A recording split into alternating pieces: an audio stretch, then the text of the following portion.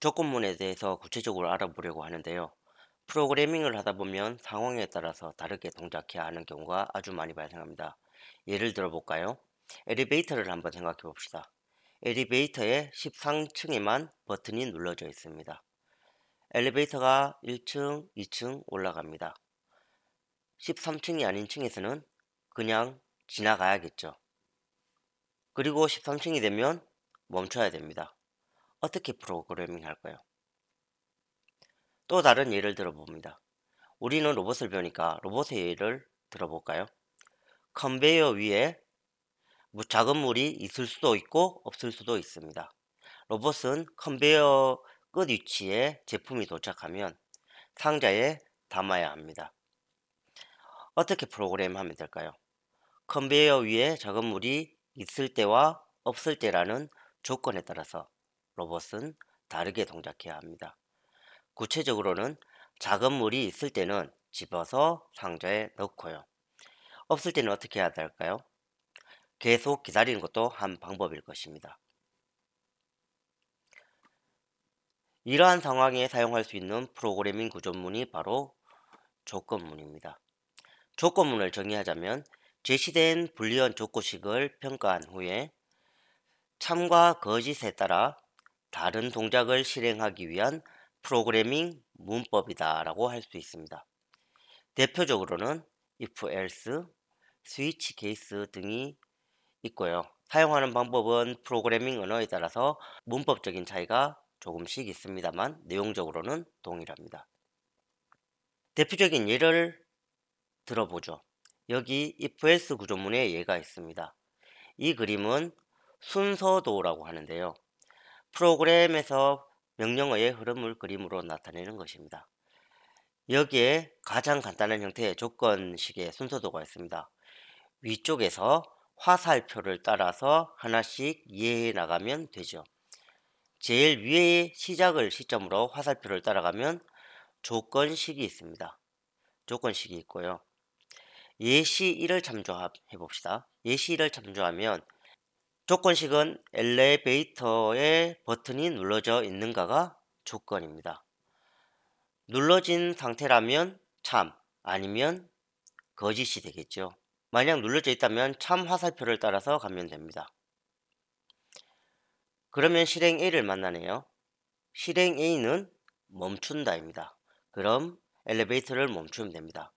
반대로 버튼이 눌러져 있지 않다면 거짓의 화살표를 따라가면 됩니다. 실행 B 있죠? 실행 B는 뭔가요? 지나친다네요. 그럼 엘리베이터는 다음 층으로 이동하게 됩니다. 또 다른 예로 로봇이 작업장에 있습니다. 조건은 컨베이어 위에 작은 물이 있는가입니다. 작은 물이 있으면 실행 A가 동작을 합니다. 동작을 하여 로봇은 작은 물을 집어 상자에 담습니다. 아닌 경우 실행 B가 동작하여 계속 작은 물이 도착하기를 기다립니다. 이런 방식으로 동작하는 것이 조건문입니다. 일상생활에서 여러분들이 많이 만날 수 있는 동작이지요. 프로그래밍에서 조건문은 매우 중요합니다. 이 내용은 이미 이전 영상에서 반복문이 필요한 이유를 설명하면서 보여드린 자료입니다. 이때 제가 조건문이 필요한 이유를 이야기한 적이 있습니다.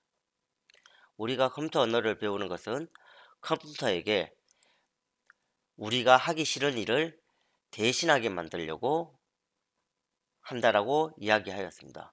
그리고 그 업무 중 중요한 부분이 바로 단순한 판단에 따라 반복하는 작업입니다. 그래서 일반적인 프로그래밍 언어의 조건문은 반드시 포함되는 구조문입니다. 이건 조금 전 살펴보았던 간단한 조건문입니다. 하지만 실제는 이것보다 복잡한 조건들도 많습니다. 예를 들어 성적 등급을 평가하는 경우를 살펴보겠습니다. 성적 등급은 A부터 F까지 총 5개의 등급이 있습니다. 이것은 기본적인 if else를 사용해서 구현할 수가 있습니다. 먼저 90점 이상의 결과를 A등급으로 평가합니다. 두 번째는 B등급을 평가하기 위해서 80점에서 90점 사이 구간의 점수에 해당하는지 여부를 판단합니다. 세 번째는 C등급을 평가하기 위해서 80에서 70점 사이의 구간에 해당하는지 여부를 판단합니다. 계속 진행하면 A부터 F까지 등급을 평가할 수 있습니다. 하지만 이 방식은 비효율적이고 불편하고 관리가 힘듭니다. 조금 더 개선된 방식이 필요하죠. 이런 경우 else if를 사용할 수 있습니다. else if를 사용하면 상위 조건에서 제외된 경우에 다시 새로운 조건을 추가하여 평가합니다. 동일한 성적 등급 평가를 하는 프로그램에서 else if를 적용하면 이렇게 됩니다. 먼저 첫 번째 조건에서 90점 이상의 경우에 A 등급으로 평가합니다. 이 경우가 아닌 경우 두 번째 조건에서 80점 이상 여부를 판단합니다. 이 판단 대상에 이미 상위에서 90% 이상을 걸러냈기 때문에 90점 미만 여부는 굳이 우리가 묻지 않아도 됩니다.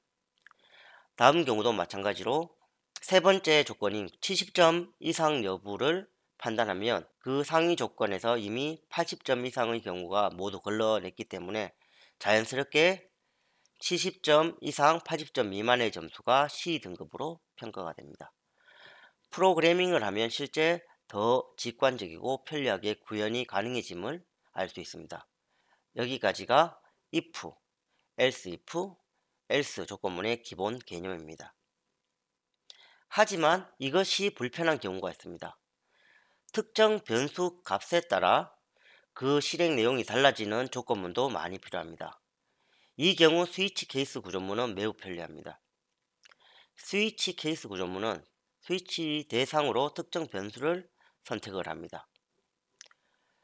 예를 들어 사용자가 입력하는 동물명이 그 예가 될 수 있습니다.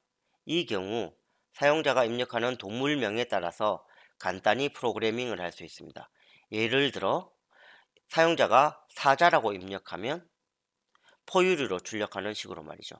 실제 작성한 프로그래밍 내용을 보면 기존 if 조건문보다 더 직관적으로 구현할 수 있음을 알 수 있습니다.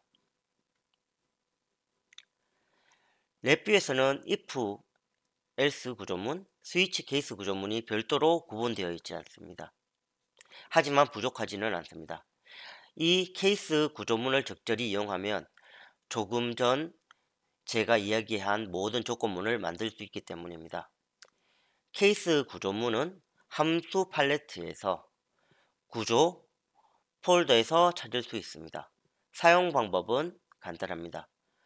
조건식의 결과를 연결할 수 있는 입력 노드가 있습니다. 여기에 사용자가 원하는 입력을 연결합니다. 구조문 상단에는 해당 조건에 따라서 실행할 수 있는 코드를 넣을 수 있는 공간을 선택하는 드롭다운 메뉴가 있습니다. 원하는 조건을 선택하여 실행 명령어들을 이 공간에 작성하여 넣으시면 됩니다.